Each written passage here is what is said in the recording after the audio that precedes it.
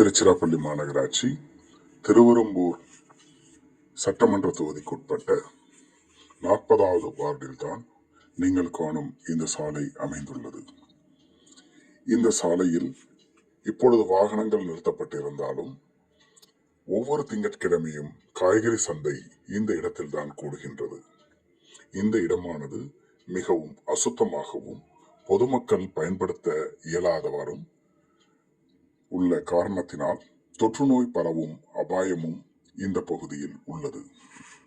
பொதுமக்கள் மாநகராட்சி நிர்வாகமும் நகராட்சி நிர்வாகமும் இணைந்து உடனடியாக இந்த இடத்தை சீர்படுத்தி சாலையில் தேங்கியுள்ள கழிவு நீரை அப்புறப்படுத்தி மேலும் அந்த பகுதியில் தொற்றுநோய் பரவாத வண்ணம் பாதுகாக்க வேண்டும் என்பதே அந்த பகுதி மக்களின் கோரிக்கையாக உள்ளது.